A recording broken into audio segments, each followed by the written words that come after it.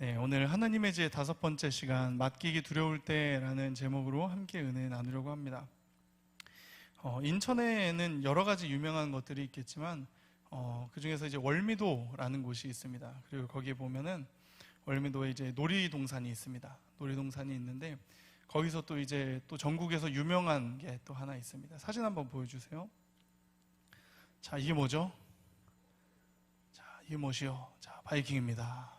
자, 바이킹인데 이렇게 겉으로 봤을 때는 뭐 일반 우리가 알고 있는 놀이기구랑 다를 게 없어 보이는데 월미도 바이킹은 특별한 점이 있습니다.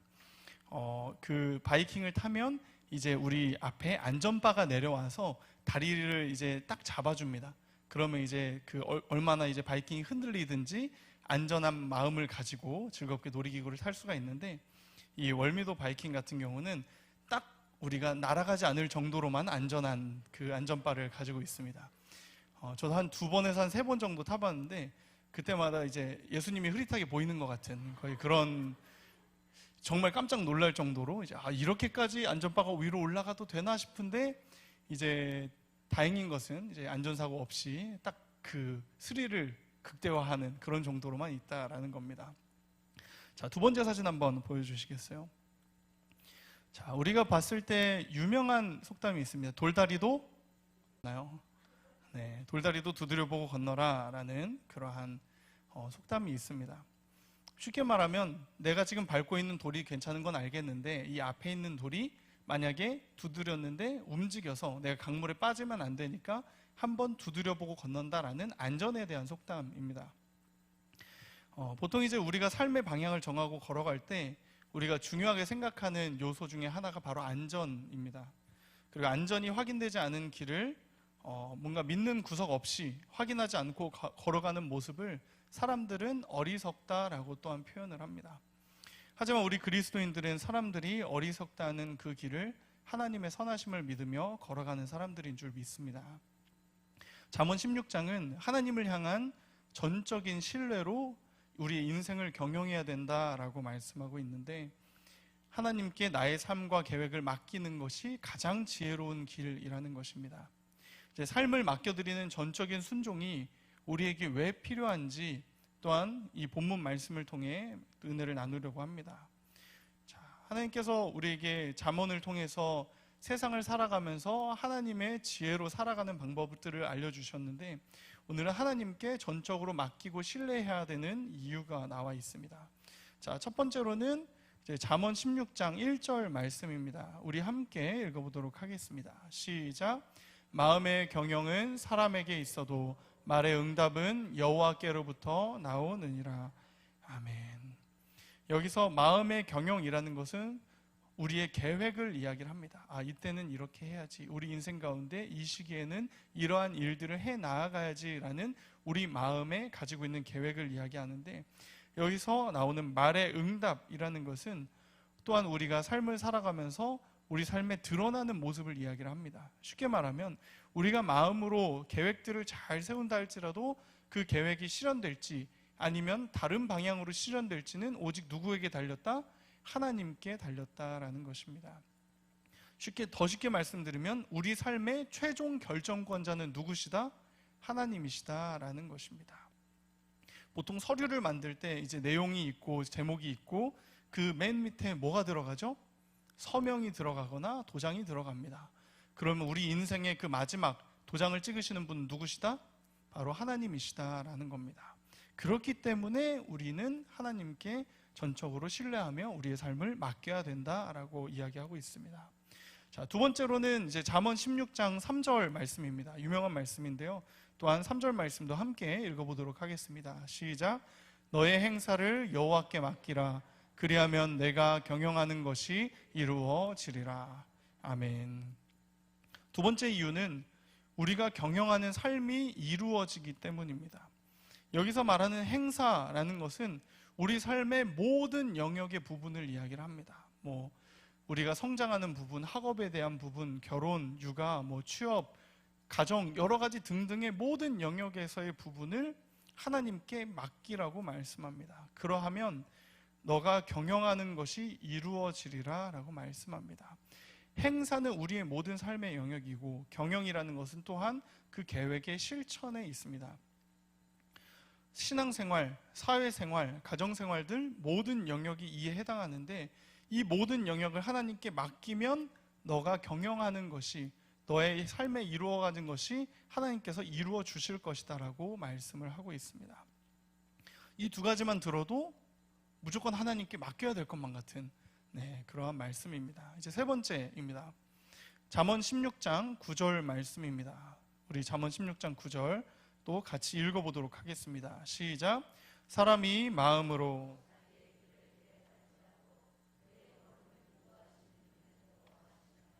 아멘. 어떻게 보면 가장 우리 삶의 불확실한 삶의 모습들이 드러날 때 붙들고 또한 위로를 얻고 위안을 얻고 다시 일어나는 말씀이기도 합니다. 계획은 우리에게 있지만 길을 인도하시는 분은 하나님이시기 때문에 우리는 우리 삶을 하나님께 전적으로 맡겨야 된다라고 말씀합니다.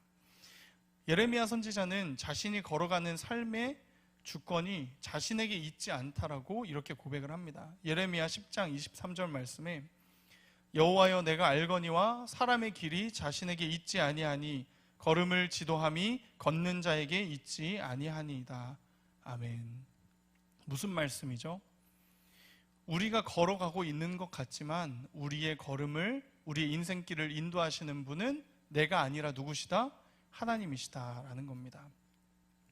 위의 말씀들을 통해 세 가지를 살펴보았습니다. 큰 세 가지이지만 우리 삶의 모든 영역을 하나님께 맡겨드리면 된다라는 말씀은 지금도 들으셨고 이전부터도 아마 들어오셨을 것 같습니다. 근데 문제는 뭐죠? 진정한 문제는 우리가 하나님께 전적으로 맡기지 않는 모습들이 드러난다라는 겁니다. 전적이다라는 것은 뭐 80%, 90%도 아닙니다. 온전한 100%, 나의 모든 것을 내어 맡기는 것을 전적으로 맡긴다라는 표현을 씁니다. 이제 그리스도인으로서 하나님의 자녀로서 나의 삶의 모든 영역과 계획을 하나님께 맡기면 된다라는 말씀을 계속 듣고 있는데도 그렇게 하지 못하는 연약함은 어디서 나오는 걸까요?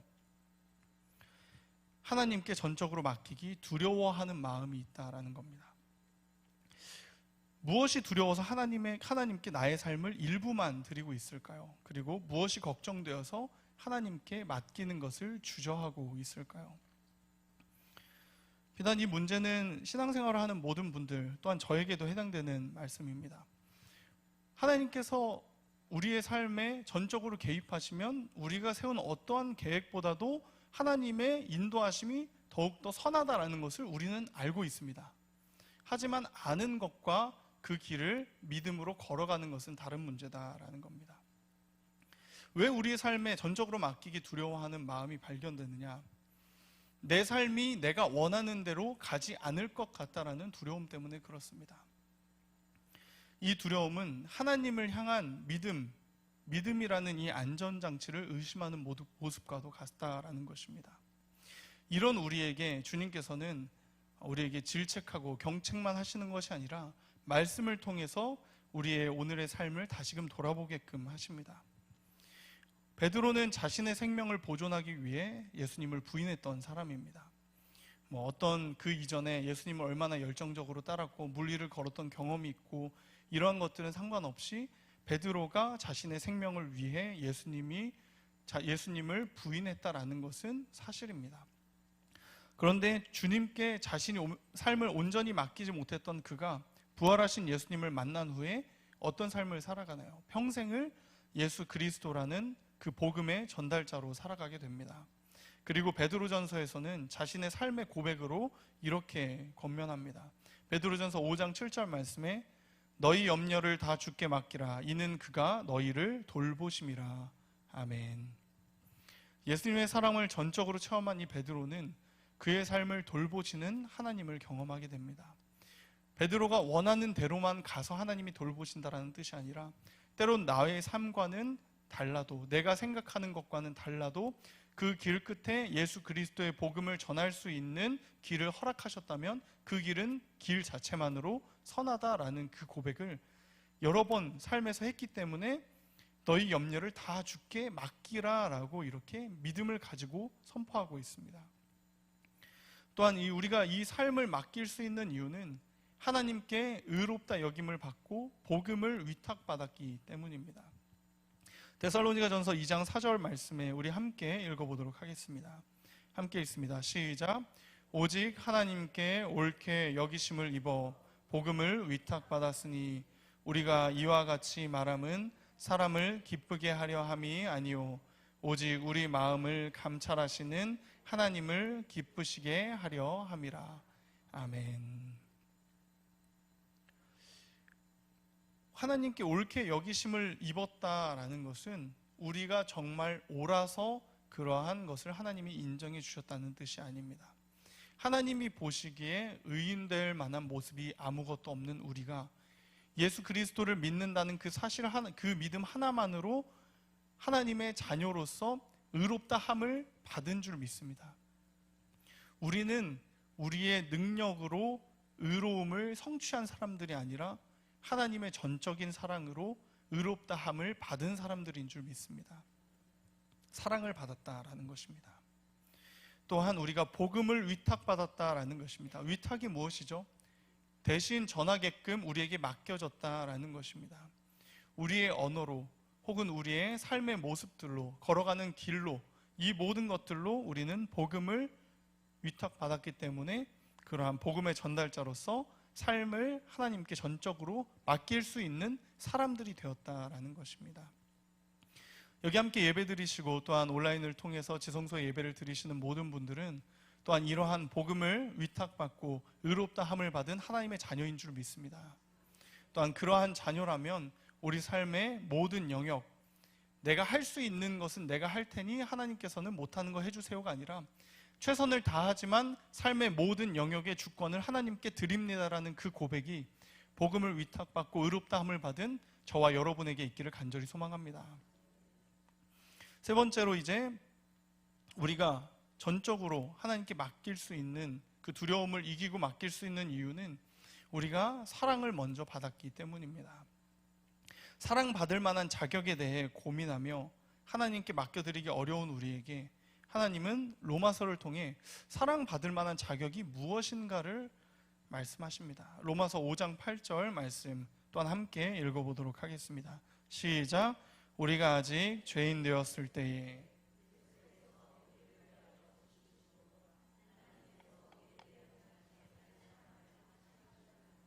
아멘. 이 말씀만 보았을 때에 우리에게는 자격이 없습니다. 우리가 아직 죄인 되었을 때에, 그런데 이제 예수 그리스도를 통해서 주신 그 사랑이 어떠한 사랑이냐면 죄인인 우리도 사랑하신 그 사랑은 자격 없이 사랑하시는 사랑이다라는 것입니다. 자존감이 낮은 분들은 내가 무언가를 해야지만 사람들이 나를 알아주고 무언가를 내가 상대방에게 주어야지만 돌려받는다라는 그러한 마음을 가지고 살아갑니다. 어떻게 보면 사랑을 온전히 이해하지는 못한 모습입니다. 하지만 그런 사람들에게 하나님께서는 다가와서 말씀하십니다.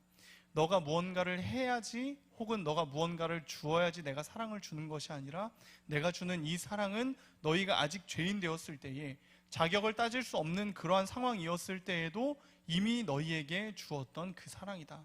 그리고 그 사랑을 통해 예수 그리스도가 십자가에 못 박혔다라고 오늘도 우리에게 말씀하시는 줄 믿습니다. 하나님을 믿고 있지 않던 그때에도 우리를 사랑하신 그 사랑이 바로 하나님의 사랑인 줄 믿습니다. 그리고 그 사랑은 우리 삶의 짐을 하나씩 풀어서 아버지 앞에 내려놓게 하시는 줄 믿습니다. 잠시 영상 하나를 살펴보려고 합니다. 영상 한 2분 정도 되는 영상인데요. 이제 한 가지 이제 아이와 엄마가 실험을 합니다. 실험을 하는데 엄마의 표정에 따라서 아이가 행동하는 게 달라지는 것을 볼 수 있는데 우리 잠시 영상 살펴보도록 하겠습니다. 시각대랑의 한음이 도전. 맞은편에 엄마를 바라보는 한음이. 이때 웃음기 없는 표정으로 한음이를 바라보는 엄마. 몇 걸음 채 가지 못했는데 자신의 키보다도 높아 보이는 낭떠러지에 깜짝 놀란 모습. 어쩔 줄 모르는 한음이 엄마에게 간절한 눈빛을 보내지만 되돌아오는 것은 엄마의 싸늘한 표정뿐. 무심한 엄마의 행동에 결국 시각배랑을 건너지 못하고 제자리로 다시 돌아갔다. 연우에 이어 한음이 역시 시각배랑을 건너지 못하고 포기. 아이들은 무표정한 엄마의 얼굴을 보는 즉시 제자리로 돌아갔다. 그렇다면 반대로 엄마가 편안하게 웃는 표정을 짓는다면 아이들은 어떨까? 조금 전 실험과는 달리 한박 웃음을 짓고 있는 엄마. 엄마의 행복한 미소를 보자 덩달아 기분이 좋아진 연우. 그러나 이때 연우의 눈앞에 보인 것은 시각배랑을 건너기 전 물끄러미 엄마의 얼굴을 바라보는데 엄마의 환한 표정을 확인하자마자 거침없이 앞으로 돌진하는 연우. 야, 이거 감동적이다. 미소 짓고 있는 엄마를 보자 한 채의 망설임도 없이 그대로 직진. 엄마의 웃음 덕에 무서웠던 시각배랑을 용감하게 통과. 엄마의 표정 변화로 확실하게 알 수 있었던 연우의 달라진 반응.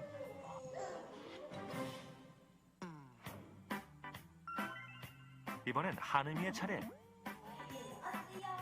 엄마가 행복하고 밝은 목소리로 자신의 이름을 불러주자 한결 편안해 보이는 한음이의 표정. 앞으로 갈까 말까 주저했던 때와 달리 단번에 시각배랑 통과. 엄마의 미소에 시각배랑 건너기 대성공. 네, 아이 얼굴이 나오다 갑자기 제 얼굴이 나오니까 저도 좀 놀랐습니다. 네. 하여튼 실험에서는 어떻게 되죠? 아이가 엄마의 표정에 따라서 그 변한 건 없습니다. 달라진 건 없어요. 그 밑에 있는 중간 사이에 투명한 그 바닥을 건널 수 있느냐 없느냐인데 아이가 보는 것을 우리를 아이에 대입해서 하나님을 봅니다. 보통은 어떻죠? 우리가 우리의 삶을 하나님께 온전히 맡기지 못하는 이유는, 또한 두려움이 드는 이유는 사실은 우리가 다른 것보다 하나님의 그 사랑하는 표정을 보지 못한다라고 생각하기 때문에 그렇습니다. 하나님이 나를 향해 미소 지어주지 않는다라고 생각하기 때문에 그렇습니다.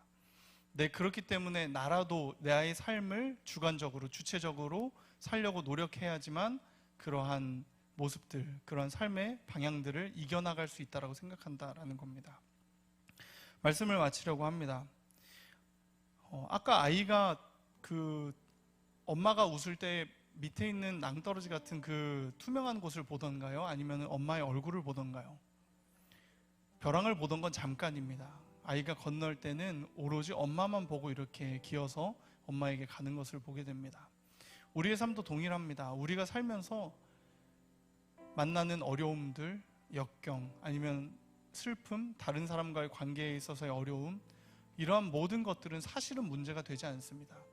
하나님이 나를 사랑스러운 미소로 바라보고 계시다라는 것, 처음부터 지으시기 전부터 나를 사랑하셨던 그 사랑이 그때부터 지금까지 끊어지지 않고 나를 바라봐주고 계시다는 것, 그것을 바라본다면 사실 상황과 환경은 우리에게 있어서 그저 하나님 바라보면서 지나갈 그러한 다리에 불과하다라는 것입니다. 오늘 말씀을 통해서 저에게도 도전을 주고 또한 성도님들께도 권면을 드립니다. 하나님께 적당히 맡기는 분이 계시다면 오늘 이 밤에 온전히 맡기시기를 간절히 소망합니다. 하나님의 지혜, 잠언을 통해서 하나님은 우리에게 말씀하십니다.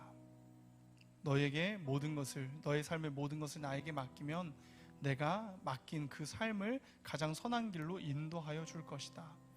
그리고 그러한 말씀을 하시는 분은 자신의 하나뿐인 아들마저 내어주신 그 하나님이시다라는 겁니다. 우리가 여기서 더 무엇을 아버지께 요구를 할 수가 있을까요? 우리의 계획과는 비교도 할 수 없이 선한 길로 우리의 삶을 인도하시는 그 하나님의 사랑스러운 미소를 오늘 밤에 회복하시기를, 또한 발견하시기를 간절히 소망합니다. 마지막으로 오늘 본문 3절 말씀 함께 읽고 말씀을 마치도록 하겠습니다. 잠언 16장 3절 말씀입니다. 잠언 16장 3절 말씀, 시작. 너의 행사를 여호와께 맡기라. 그리하면 내가 경영하는 것이 이루어지리라. 아멘. 기도하시겠습니다. 살아계신 하나님 아버지, 우리는 우리의 삶의 모든 문제와 환경들이 우리의 손에서 벗어날까, 그것이 두려워 아버지께 온전히 맡기지 못합니다. 나의 삶이 내 뜻대로 되지 않을까 두려워 아버지께 맡기는 것을 주저하기도 합니다. 그럴 때 하나님 아버지, 지금도 여전히 연약한 모습을 보이고 있는 우리에게 미소 짓고 계시는 하나님의 사랑을 다시 한번 발견하게 하여 주시옵소서. 하나님의 사랑은 변함없이 지금도 우리를 향해 계신데, 우리의 상황과 환경이 눈을 가려 우리가 하나님이 아닌 바닥과 같은 그러한 환경과 삶의 여러 모습들을 바라봅니다. 눈을 들어 하나님 보게 하시고, 상황과 환경은 하나님 아버지를 바라볼 때에 전혀 문제가 되지 않는다라는 것을 저와 성도님들의 삶을 통해 드러내 주시옵소서.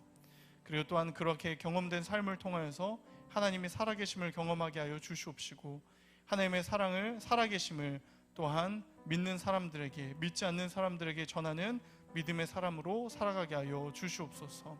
두려움을 이기게 하는 그 힘은 오직 하나님의 사랑을 바라볼 때인 줄 믿습니다.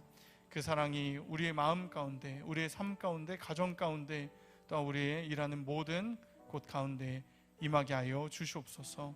감사드리며 살아계신 예수 그리스도의 이름으로 기도합니다. 아멘.